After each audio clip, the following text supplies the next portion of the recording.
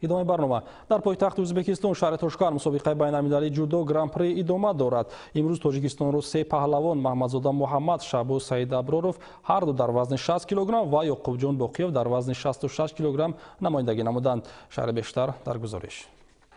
ҳозмоиҳо дар доираи даври муқаддамотии мусобиқоти байналмилалии гран-при Тошканд аз вазни 60 кг шурӯъ шуданд. варзишгари тоҷик Маҳмадзода Муҳаммад дар вохӯри аввали худ дар вазни 60 кг бо Видҷай Кумар аз Ҳиндустон қувва озмуда дар гузораи 27 сония бо ипон ғалабаи худро таъмин сохт. Маҳмадзода Муҳаммад дар даври дуюм бар муқобили варзишгари украинӣ Артём Лесчук ба татами баромад. дар ин рақобат ҳам Маҳмадзода Муҳаммад ҳарифи худро пеш аз анҷоми вақти асосӣ бо баҳогузории ипон мағлуб кард. аммо паҳлавони мо дар даври навбатӣ аз варзишгари мизбон Урозбоев Диёрбек шикаст хӯрд.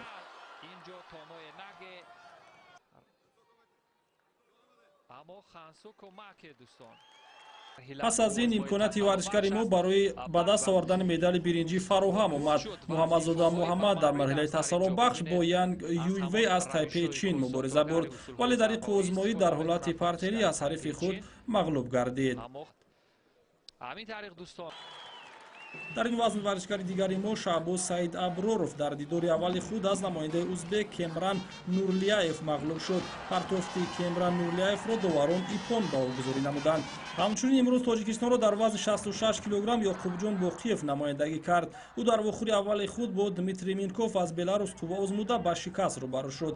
ёдовар мешавем ки мусобиқоти мазкур то 22 сентябр идома мекунад. ҳунарнамоии дигар паҳлавонони кишвар дар вазнҳои гуногун идома доранд.